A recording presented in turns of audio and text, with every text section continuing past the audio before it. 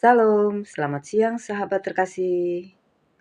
Hari ini kita akan membaca dan merenungkan Mazmur pasal 6. Sebuah Mazmur yang sangat jujur, sangat manusiawi, dan sangat menguatkan. Mazmur ini ditulis oleh Daud ketika ia berada dalam kelemahan, tekanan, dan kesedihan yang mendalam. Bukan Mazmur kemenangan, bukan Mazmur ucapan syukur, melainkan doa dari hati yang letih. Namun, justru di dalam Mazmur seperti inilah kita melihat kedekatan Tuhan dengan orang yang hancur hatinya. Mari kita membaca Mazmur 6 ayat 1-3. Untuk pemimpin biduan dengan permainan kecapi menurut lagu yang ke-8 Mazmur Daud. Ya Tuhan, janganlah menghukum aku dalam murka-Mu, dan janganlah menghajar aku dalam kepanasan amarah-Mu. Kasihanilah aku, Tuhan, sebab aku merana. Sembuhkanlah aku, Tuhan, sebab tulang-tulangku gemetar, dan jiwaku pun sangat terkejut. Tetapi Engkau, Tuhan, berapa lama lagi? Sahabat terkasih, Daud memulai doanya dengan kejujuran penuh. Ia tidak menyembunyikan ketakutannya. Ia tidak berpura-pura kuat. Ia berkata, "Aku lemah, jiwaku terkejut. Berapa lama lagi, Tuhan?" Ini mengajarkan kita satu hal penting.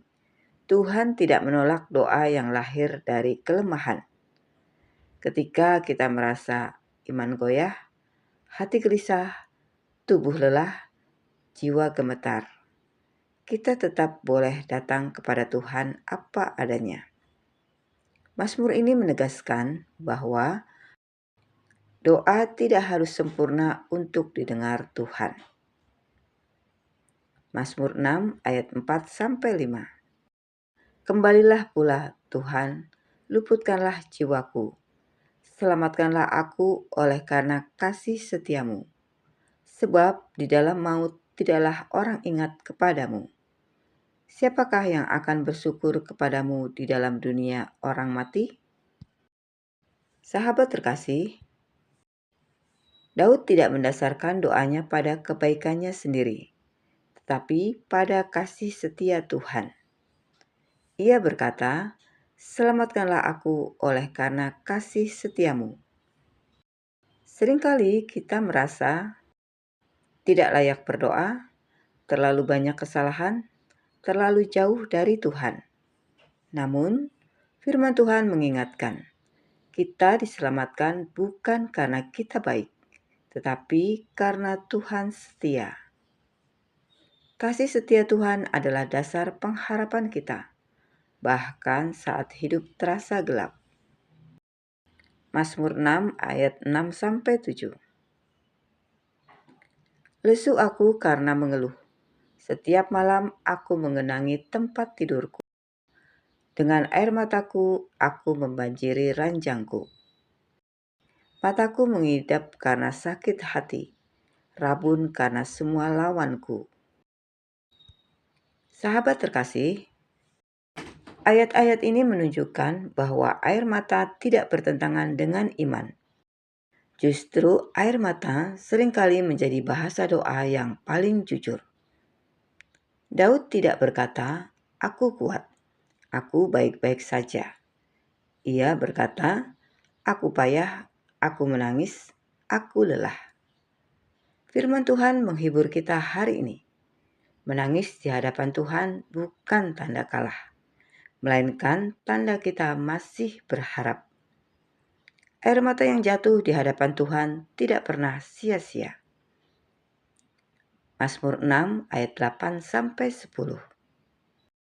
Menjauhlah daripadaku, kamu sekalian yang melakukan kejahatan.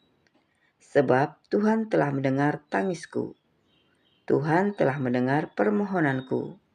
Tuhan menerima doaku. Semua musuhku mendapat malu dan sangat terkejut.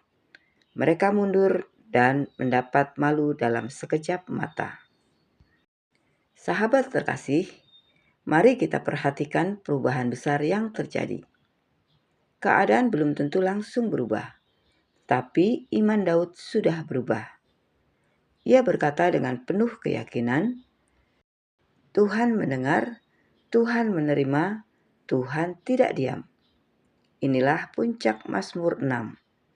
Keyakinan ini lahir bukan setelah masalah selesai, tetapi setelah Daud menyerahkan segalanya kepada Tuhan. Firman Tuhan mengajarkan kita, ketika kita yakin Tuhan mendengar doa kita, ketakutan mulai kehilangan kuasanya. Sahabat terkasih, mari kita renungkan bersama.